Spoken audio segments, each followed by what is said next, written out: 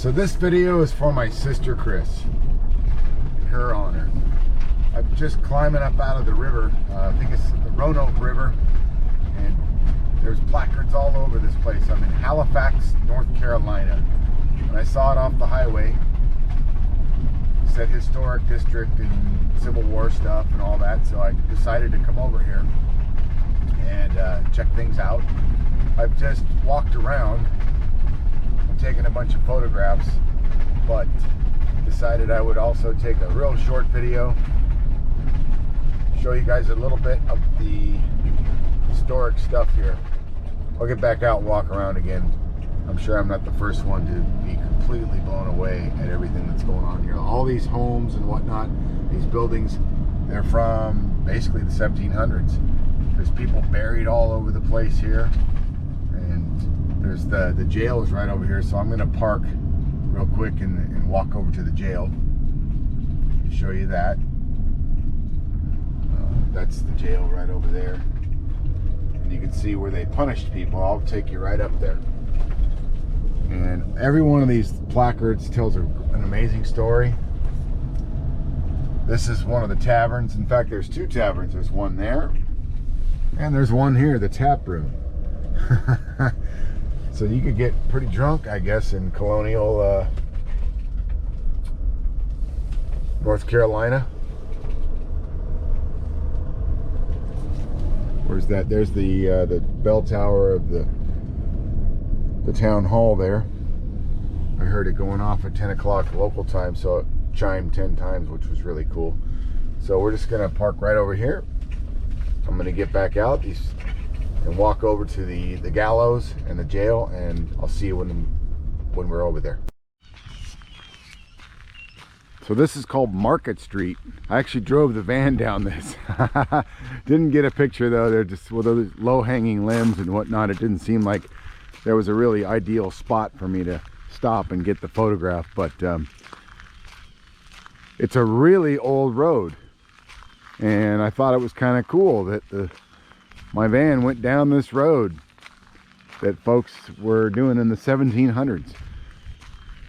This is just an amazing place, full of history, and it's my attempt, well, first again, to let you know that I am doing this for my sister, because this stuff fascinates her, and for whatever reason it doesn't really get my juices flowing that much. I mean, it's pretty cool, but then again, I also use it as an kind of a way to examine myself and how I'm reacting to life. And I'm on the highway, and oh, do I really want to invest a whole hour in coming down here? I mean, what are the chances that I'll ever be here again? In fact, I generally live my life thinking that I probably won't go back to a place like this ever again. So this is it, the one and only shot.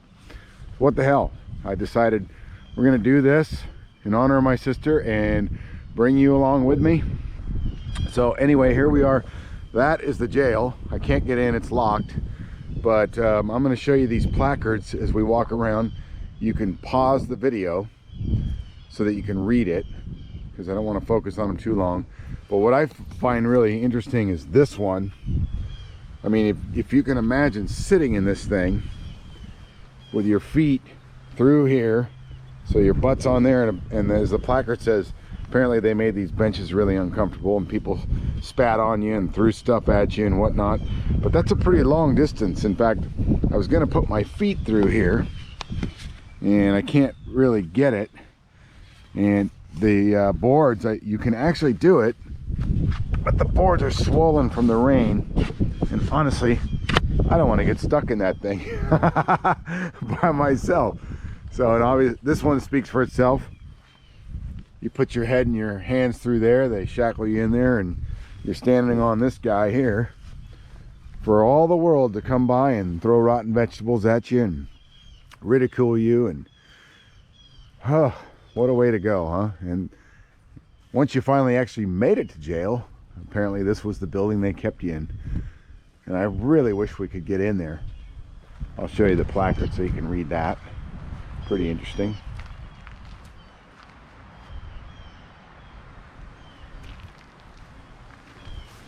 And we'll just poke our our eyes through this window real quick, and hopefully the camera will pick it up and you can see the inside of there. I don't know if you can see the window to the cell, but it looks pretty interesting. Glad I live where I do in the time that I do, because being held in this place looks like it probably sucked.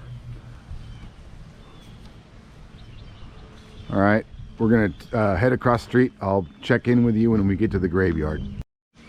Here's a placard that it gives a little history on the town of Halifax.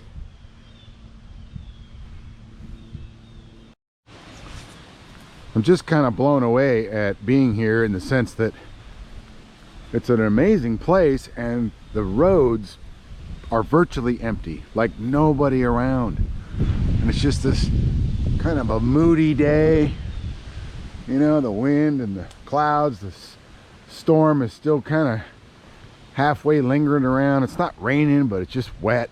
It just feels wet and damp, and you know, ah man, what an amazing place. What an amazing day. Great opportunity for us to spend some cool time together looking at something different besides a bike ride, right? It's finally dawning on me that I guess what the Nomad Bike Rider channel is all about is a travel blog on video. Pretty cool. Great opportunity. Glad I'm taking the chance to show you guys and share it with you. So, oh, law office. Huh.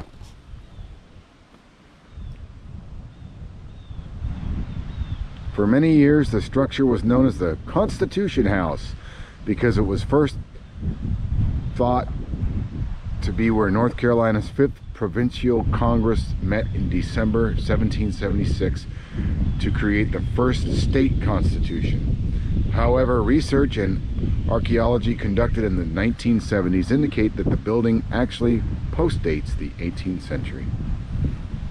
Looks like somebody's written a check here. Pretty cool, man. The Burgess Law Office.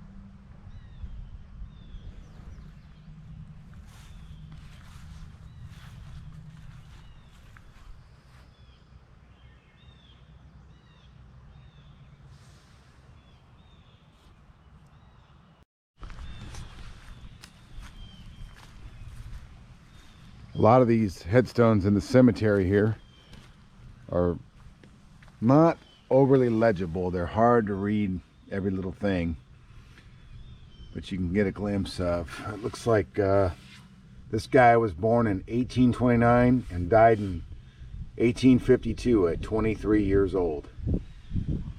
William Whittington. I've seen some of these that they were born in England and died here. Can you imagine? Wow. The journey that they had coming across the ocean. There's a lot of stuff about slavery here. There's a sign over there that says that it's the Underground Railroad Trail. I went over there and looked for the trail itself and any indication that there was any historic components to it, like maybe one of the entrances to the Underground Railroad itself. I didn't seem to find anything. I'm sure if I spent more time and the visitors center was open, which it's not, I could get better information. But if you have not read the book, The Underground Railroad, I strongly suggest that you do, because it's a really cool book. In memory of Miss Susan Turner, who departed this life July 28th, 1857, aged about 84 years. Good Lord. Born in the 1700s and lived all that time. That is a long life for back in those days. Good on you, Susan. But anyway, back to the Underground Railroad. It had a really profound effect on me because it was early on in my van life that I was in Tennessee, and I happened to be reading that book at the time. And so there I am, I'm in the middle of reading this book on my Kindle. I had checked it out from the library. I'm in Tennessee. I went to an AA meeting, I believe it was, I want to say in Memphis. And I was driving from Memphis in the dark, heading northeast towards the Smoky Mountains. And another placard for you. You can pause it and read the placard. Anyway, I'm heading towards the Smoky Mountains. So I stop off in a really dark spot up against a really old dilapidated building or house or something. I don't know exactly what it was. And I decided that was going to be my spot for the night. And as I bed down, I fire up the Kindle and I'm reading the Underground Railroad and going on this journey which books take you on. So awesome.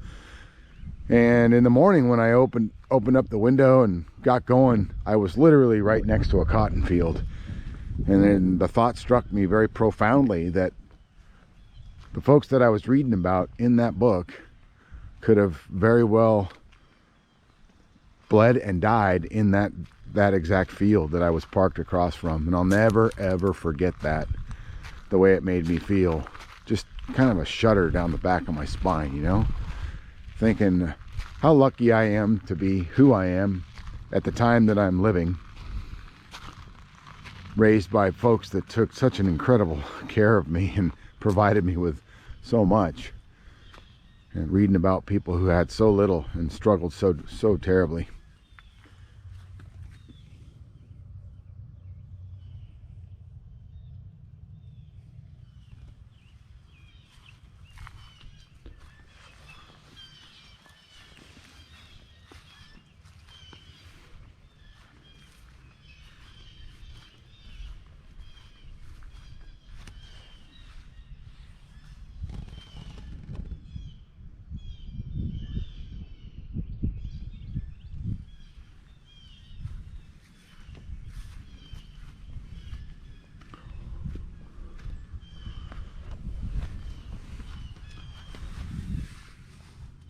Site of the first courthouse in 1758.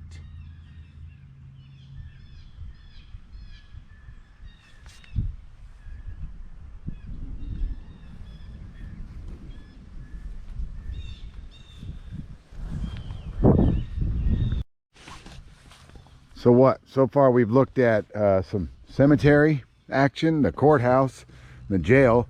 Let's find out how most of the people ended up in those places. Probably by getting drunk at the tap room and the Eagle Tavern. Oh my goodness, based on my history, I would probably have been one of the guys doing stupid shit at places like this. I'm gonna go around this ditch so that we can get a look at these placards.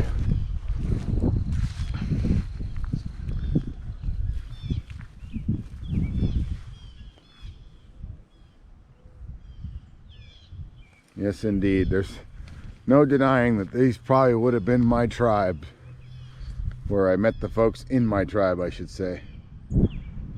Because I have been partial to drinking in my lifetime.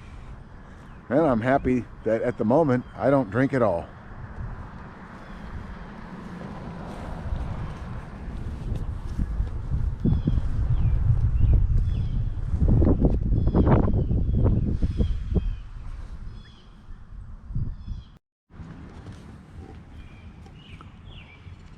This place is pretty badass, isn't it?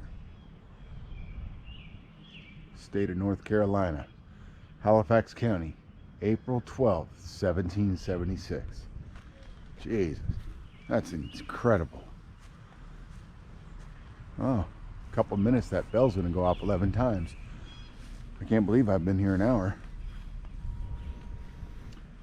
I've been seeing the flags all over the state at half-mast, and it makes me think about that half-mast stuff, because I remember back in the day when flags were flown at half-mast, everybody knew why. And it seems like anymore, they do it so often that you never really know what the occasion is.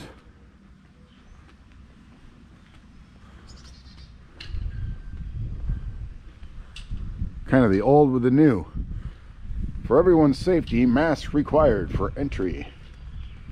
Well, no mask required for the Nomad bike rider today because I'm the only guy walking around. I'm going to show you these real quick.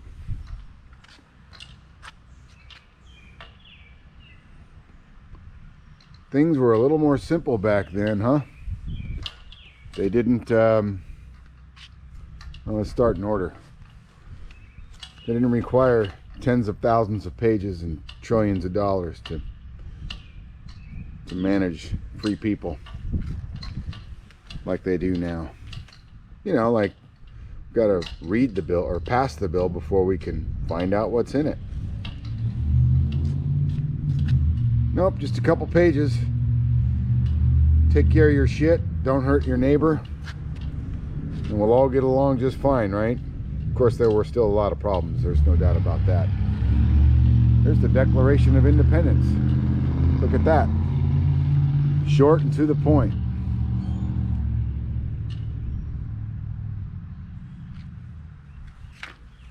And the Halifax resolves. Even more pithy.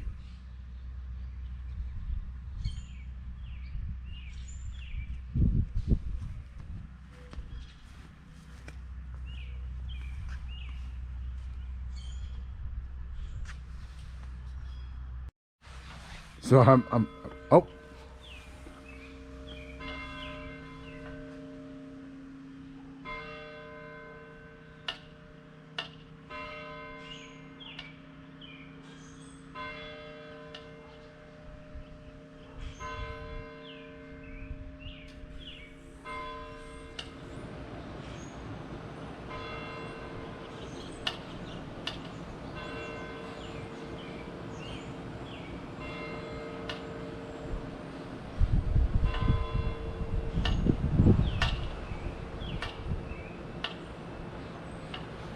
That was cool. I'm glad I got to share that with you. So as I was saying before the town bell went off to signal that it's 11 o'clock in the morning, I saw this safe right here and I thought, what the hell do they have a safe for? And then this placard explained it all. The Charters of Freedom time capsule. This is to be opened on Constitution Day, September 17th, 2087. To celebrate the 300th anniversary adoption of the United States Constitution. That is fucking cool. That's unreal. I don't think that I'll be around for that, but I wish that I could be. I'd like to see something like that.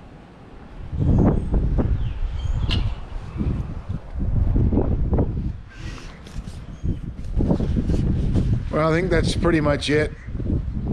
I'm going to go ahead and wrap up this little walking tour of historic Halifax.